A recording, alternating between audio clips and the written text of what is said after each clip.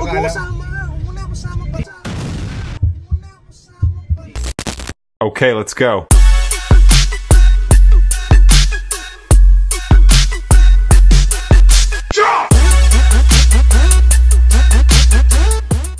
Yo! What's up mga kabroski? Welcome to my vlog kung saan wala na naman akong gagawin kung di sayangin ang mga oras nyo. So let's go!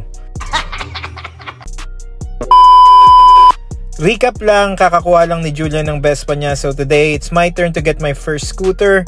Medyo nagdadalawang isip talaga ako kung same brand dahil lahat sila naka-Vespa na, or I'll go for Benelli Panarea for practical reasons.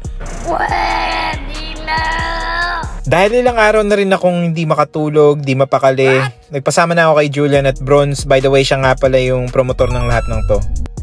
Promotor? Siya yung taong unang bibili tapos lalasunin niya din kayong bumili. Iba ng mga kasama na. Mga pambahay pa yung tropa.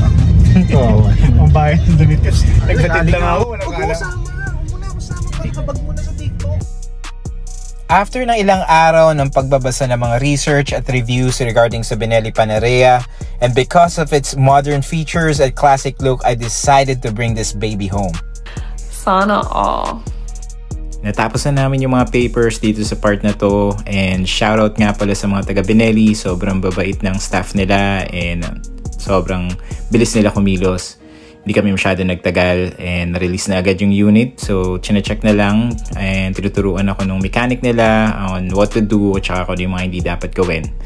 And yung proper maintenance, of course, para mas magtagal pa sa atin yung unit. Let's go! A few moments later.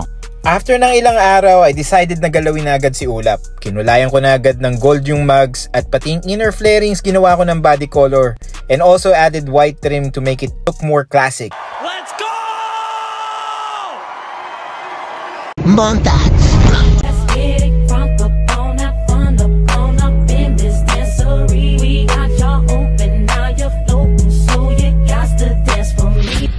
Kung umabot ka dito sa dulo ng vlog ko, maraming salamat.